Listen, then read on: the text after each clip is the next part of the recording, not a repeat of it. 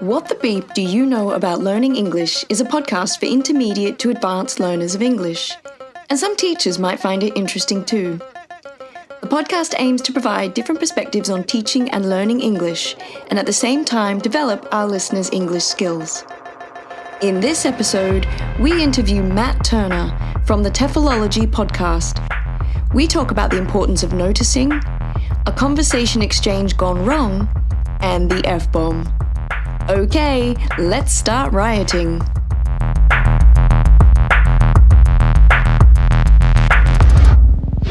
In this segment, we find out about our teacher's origin story or where they got their teaching superpowers from.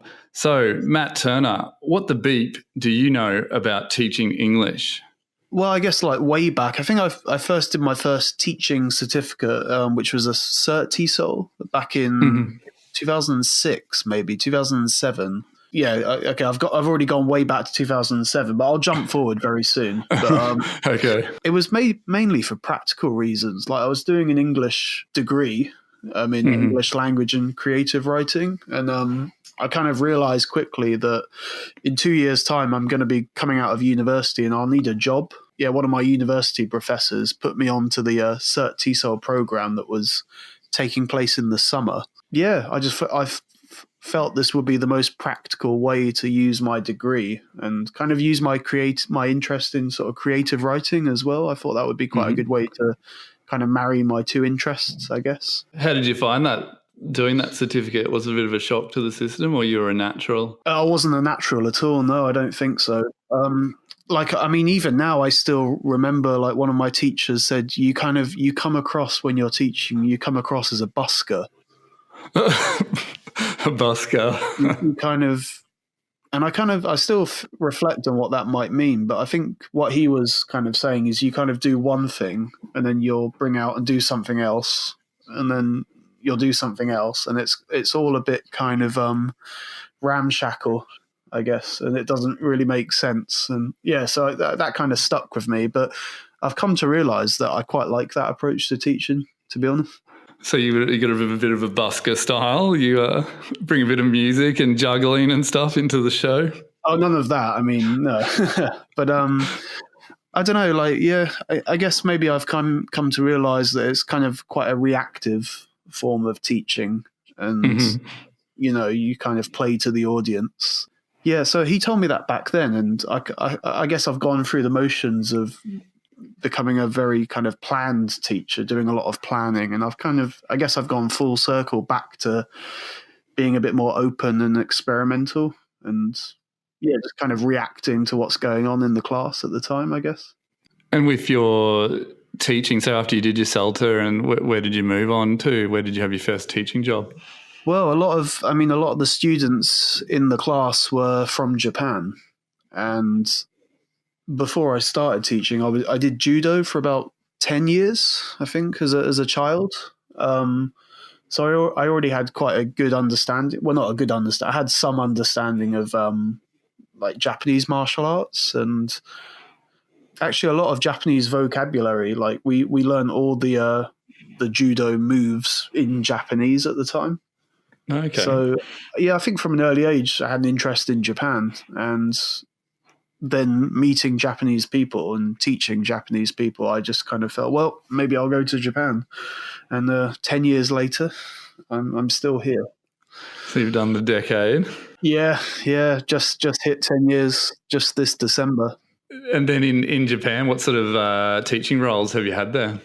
Well, I did a year of conversation school, which we call eikaiwa in Japanese. That was my first year in Japan, and I got to teach a whole range of like ages and learner types, learner styles, learner needs. So that was a good kind of way to introduce me to life in Japan and Japanese people. And then after a year, very luckily I got into university work through kind of a combination of situations, I guess. But I got a university job, and I've been working in the university context for about 8 years now, I think, teaching sort of 18, 19-year-olds, a mixture of kind of general English courses and more kind of content-based courses. And for me, when I found out about you and your fellow podcasters was through the TEFLology Podcast. How did that all get started? I read your book, and I think it started in a pub, and then where did it go from there? Well, yeah, we still can't really work out how it kind of started, because when I worked with Rob back in 2010, we'd have these kind of Friday afternoon lesson planning sessions. Mm-hmm. And we started recording them because it was a practical way to sort of, rather than take notes, we were like, let's just record this and listen back to it. We found that we enjoyed listening back to our conversations. Like, we found they were quite funny, just for ourselves, for our own amusement, really. I think there was one comment that we should maybe make this into a podcast. And yeah, I guess that little kind of thought kind of stuck with us for like the next 2 or 3 years. And then we met Matt, the other Matt, on the show. Yeah, we decided to sort of make it more into a formal thing, and then just, go ahead with the podcast project. And how did you find doing the podcast has helped you become a better teacher? Well, I guess it's kept me interested. I mean, it's kept me reading. I think one problem for a lot of teachers kind of outside of MA programs or training courses is that they probably don't willingly or naturally want to engage with research. Mm-hmm. Or they can't. A lot of the time they don't have the access, the academic or the institutional support. So the podcast has kind of kept me interested, kind of kept me reading, and kind of kept me talking about teaching, because a lot of teachers tend not to want to talk about their job. They kind of just want to do it, go home and kind of forget about it. But I think, the podcast has at least helped me to kind of keep interested and keep up to date with the teaching world, I guess. And now you're embarking on the big PhD, is that right? Yeah, I'm a year in, I guess. A year in, okay, you're already a year in. How's that going? I'm still kind of in the very embryonic stages of it, I guess. Mm-hmm. Nothing too concrete yet, but just kind of feeling around. And what sort of topic or area are you looking at? Well, originally, my proposal was going to be about podcasting, actually. How the use of podcasts can kind of connect or kind of overcome the teacher-researcher divide. Mm-hmm. And how it creates a kind of an interface between people working in research and maybe people that are more classroom focused, and how we can kind of have these reflective conversations that kind of other people can listen into, engage with. But I think it's developed beyond that slightly, but I'm not quite sure how yet.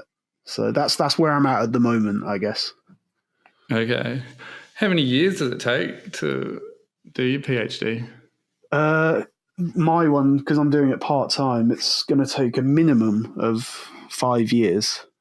Okay, yeah. So you still got time. You still got 4 more years. So yeah, that's no it. My supervisor's pretty much holding me back and saying, "You take your time. Basically, this first year is all about just kind of enjoying yourself and reading, doing a bit of writing, but nothing too concrete just yet." And if anyone from our audience want to, listen to your program or podcast, where should they go? The best place will be our website. That's kind of the home to all of our previous episodes, our archive, I guess. It's TEFLology-podcast.com. Our second segment is called Study Tip of the Iceberg, where we find out our guests' language learning tips. So, Matt, what's the secret to English success? Yeah, that's a big question. No, I don't think there is one really, is there? I mean, there's many, perhaps. I mean, when I talk about my own learning, it's kind of be a bit creative and kind of break the rules a little bit. Like, if you get a new item of vocabulary, try it out as much as possible. Yeah, I mean, we often teach students vocabulary in a kind of one context, I guess, or the context of one lesson. But trying to get students to kind of bend the words and kind of shape the words to other like other situations. Yeah, I kind of try and encourage students to kind of take words and kind of play with them and see if it works in a different situation, and try and be a bit creative with the language that they've got. So sort of like, I suppose, the core meaning of a word and then looking at all the different meaning senses connected to that word. Yeah, perhaps, yeah. I mean, the best way for me to retain vocabulary is to use it straight away. And I try and use it 5 times if possible in different ways. And for example, if I learn like 3 random words, I'll try and put them into like a funny sentence. Probably makes no sense and probably has no meaning, but I'm just trying to kind of get the words in use together and kind of just use them straight away, because I find if I don't use it straight away, I'll lose it. You know, it's that old mantra, I guess. And with your students in class, how do you encourage them to do this? Do you find that they're open to these sort of ideas of, you know, creatively using the language? I do an exercise. So like even in my reading classes, when there's like target vocabulary in the reading, we'll do a spoken fluency activity where for example, they have to use 8 or 9 words in 2 minutes, and they have to make sentences using all of the words in 2 minutes. And the person they're speaking to literally just counts the words or ticks the words off to make sure they're using the words. And then just repeat again until they've kind of automatized the words, maybe. My students really... I get the feeling they don't like the activity, but I think they kind of respect the activity and they kind of know why I'm doing it, I think. Why do you think they don't like it? Because they have to kind of think on the spot, you know, and maybe they haven't quite fully got to grips with the meaning of the word, but they're being kind of expected to kind of use the word as soon as possible. Maybe I think they feel a bit pressured, you know, but, you know, that's good, I think. A little bit of pressure is good, you know. No pain, no gain, I guess. Yeah, get them out of their comfort zone and hopefully make the experience more memorable. So with your students, then how do you get them, do you think, to practice outside of class? Because for me, I think the longer I've been teaching, I think the more important, I think, is trying to sort of coach them what to do outside of class and what's inside the class. I don't know if that's sort of a similar experience for you or not. Yeah. So I was thinking about this before I spoke to you, and I think like one of the ideas I've had is kind of how ways that they can kind of sustain their learning. Like I remember a time when I had a group of adult learners and they had different teachers every week. My first question to them was always, what can you remember from your last class? And a lot of the time they couldn't remember anything. And that kind of, I don't know, that kind of struck me as being a bit odd. Like if you're coming to lessons, surely you'll want to kind of retain something from the lesson before. So I just got into the habit of continuing to ask them, like, what can you remember from your last class? And eventually they started making notes about their classes and reflecting on their classes that they'd had. And so I guess the take home there is to become a good note taker or find your own way of kind of documenting and using what you're I guess being introduced to in classes, maybe. Yeah, I mean that's really important. I think a lot of time people just come to class and think that's enough. You know, I sit in my 2 hours of classes a week and that'll get the job done. But as you touched on there, it's sort of like with the, you know, that research into the forgetting curve. So like pretty much by the end of the class, you've forgotten, 80% of what you were taught unless you actively do something with it afterwards. Definitely, yeah. Which again links into your earlier point as well. Yeah, sure. Yeah.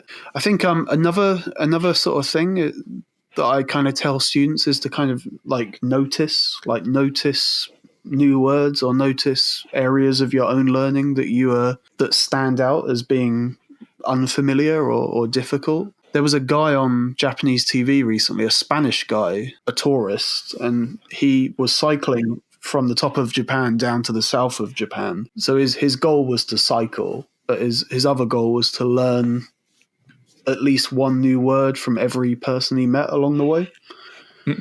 And I think he learned he learnt like 500 words or something like that. I'm not sure if it was made up for TV but you could kind of see him in every conversation he was having with someone, like stopping them mid-sentence and saying, "What did you just say? Like, write that down for me." And I thought that was a really nice. Like, I kind of want to. I tend to do that when I'm speaking to someone in Japanese. Just kind of stop them mid conversation and say, "What was that you said?" and try and make it a kind of a learning opportunity, I guess. I think, I suppose that difference between passive and active, or people just watching, movies in English but not actually really doing anything with it. I think you need to sort of change. If students can change their mindset and, what you're saying, and like that bicycle, that sounds like a really good sort of example to show in class of the guy and how much language he learnt just by sort of actively trying to, find a word in each conversation he had. And it was great because for all the words that he learned, there was a personal story behind each word. He remembered who he'd spoken to, what they talked about, and for every word that he learned, there was a personal kind of anecdote attached. So whether or not that kind of helped him retain the language, I don't know. But so maybe you can take your students on bicycle tours of England. As a new teaching technique. Perhaps, yeah, that could work. You mentioned Netflix. That's one thing I've been struggling with of late. Like the students so one of the things I have in my current job is the students need to kind of self-report what they've been learning outside of class. And a lot of them will just watch a movie with subtitles and they'll think that that's enough. So I've been trying to get them to just watch one scene, just take a scene from like Friends, for example, and kind of really analyze the scene. Like what's the joke? What's being said? How's the language being used? So just trying to get them to be a bit more kind of analytical with like smaller chunks of video, for example. Yeah, for sure. I think encouraging students to do shorter bursts and do more with it than just watching lots at a level that's not suitable probably isn't that helpful. Yeah, sure. This segment is Language Unmasked. We find out about our guests' own experiences of learning a second language. So, Matt, could you tell us a bit more about your own language learning journeys? Yeah, well, I mean, I've been in Japan now for 10 years, and to be honest, I probably haven't learned as much Japanese as maybe I should have done in that time. I'd say I've got enough for what I need to do, but I guess I've kind of fossilized. I've kind of stopped. The language that I have hasn't really developed in the past few years for a number of reasons. I just haven't been studying.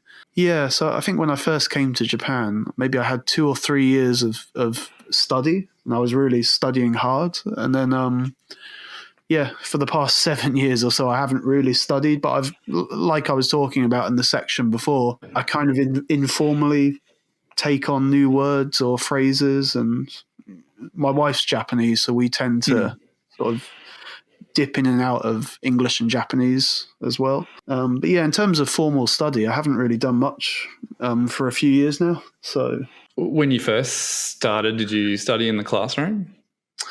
I had one-to-one lessons. I had like a private tutor. So actually, I've never studied with other people, which is actually something I should probably do, to be honest. Yeah, I suppose it's good. Yeah, another good thing to reflect on as a teacher is to study in a bit of a class situation. So there's that. Yeah, so I am thinking about maybe going back into the classroom and learning again. And so with your teaching and in what you teach your students about English, do you sort of practice what you preach? Do you then bring those own things into your Japanese study? I mean, the things we kind of talked about before with the vocabulary and kind of noticing words and kind of trying to kind of action those words as quickly as possible. They're kind of things that I do and they work for me. Going back to podcasting, I learn a lot from listening to podcasts, and I've recently tried to get my students also listening to podcasts for their own learning and kind of turning them on to podcasts that would be good for their learning. I'll be introducing yours as well at some point, I'm sure. Cool. So yeah, I guess that kind of thing, like trying to find a bit of a synergy between like myself and their learning, I guess. In this segment, we often try to find out our guests' sort of embarrassing situations or uncomfortable moments in learning a second language, because I think our students often, sometimes can get demotivated when they have a bad experience. So we can share these stories and I suppose help everyone feel a bit better about themselves. Sure. So do you have any of those types of stories in Japanese? I've got one. Are we allowed to sort of swear on this? Or I do put like the warning thing on it, so you can explicit content. So for the occasional swear word, it is covered. So feel free. Well, one story that came to mind straight away is I was having like a conversation exchange with my wife's friend, shall we say? Yeah, my wife's friend. Yeah, my wife had organised that her friend wanted to practice English. I wanted to practice Japanese, so we met in a cafe and had a conversation. And I think one of the questions was, "What do you want for Christmas?" Or what did you get for Christmas? I wanted to say gloves in Japanese, which is te bukuro. So te means hand, and bukuro literally means bag, but put together handbag means glove, te bukuro. But instead I said tama bukuro, which means like the men's genitalia, like the men's balls, basically. And so basically I said, tama bukuro, which means balls instead of glove, basically. What did she think about that?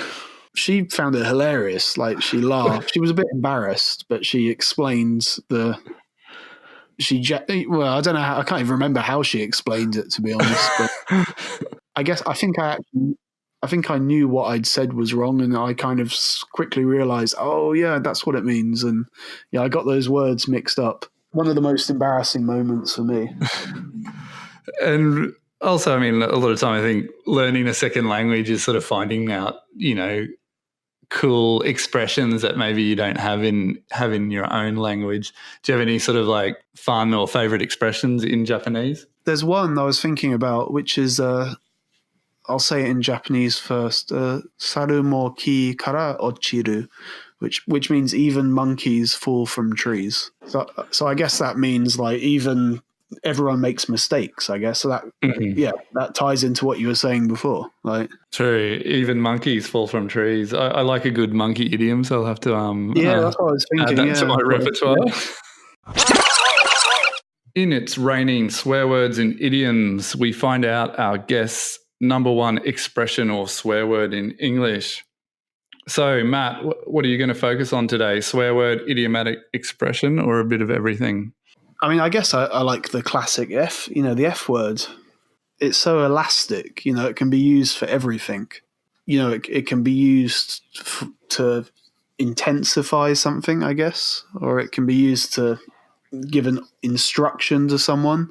And I think it's a good marker of like how fluent you are, how well you can use the F word, I guess. And if a student was to use the F word, what sort of context would you use it in? Well, it would be a lot more. It wouldn't be in a professional or a business-like situation. It would be more between friends, I guess, or to someone you don't like, or to express anger, I guess. But more likely, I use it between friends, like when we're kind of talking about stuff. In the podcast, I haven't noticed the F word come up in the podcast. There's not been many swear words. We tend to we either take them out or we just don't swear. I don't think. I'm not much of a swearer. I don't know. Do you swear a lot or? Oh, just in certain contexts, I suppose. Like we said, I suppose the F word would be more maybe in the pub and had a few beers, but I don't naturally. Yeah, let a lot of swear words fire out over the course of a day. Yeah. No, I'm not a big swearer, to be honest. But I think like the F word, like there's a book published in Japan, and it's a whole book. It's really good, actually. It's a whole book dedicated to the F word. Like the whole book is literally about different situations where you can use the F word. Okay, then that sounds quite good, actually. So it's like English and Japanese, and it has like the usage of the F word and then explanation in Japanese. And a couple of examples, a picture, like a little illustration to go with it. And I think the book is actually called How to Use Fuck or something like that. I don't know. But yeah, it's hilarious. I bought it for one of my friends for Christmas once. Do you ever use it in the classroom at all? No. I think like swearing's a whole. Maybe you're tapping into it, but I think it's a whole kind of untapped area or uncharted area of the English classroom, maybe. But I suppose it is. I mean, it is useful to get a better understanding of those words. Maybe not necessarily to use them, but just to understand them if you hear them, I suppose. Yeah, it's very authentic, and I mean, to be honest, that they're the first words you learn when you're learning a foreign language. They're the when I was a kid, at least. Like I think I was trying to learn Swedish when I was a kid, and they're the only words that have stuck, to be honest, the swear words in Swedish.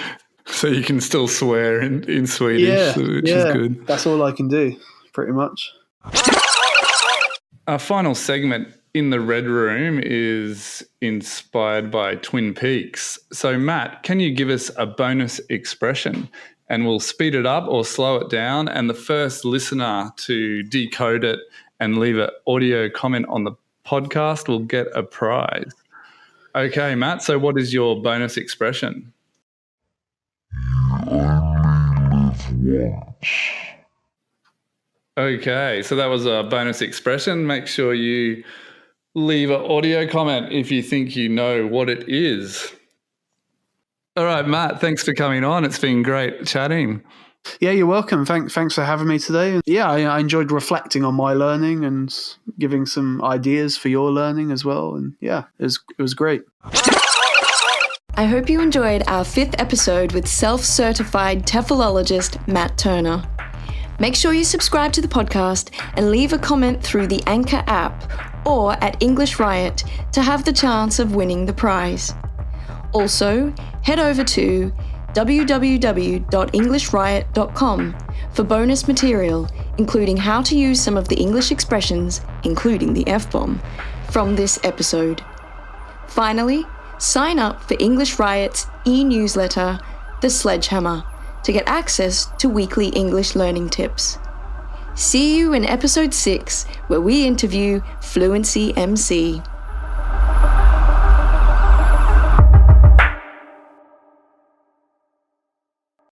The podcast you just heard was made using Anchor.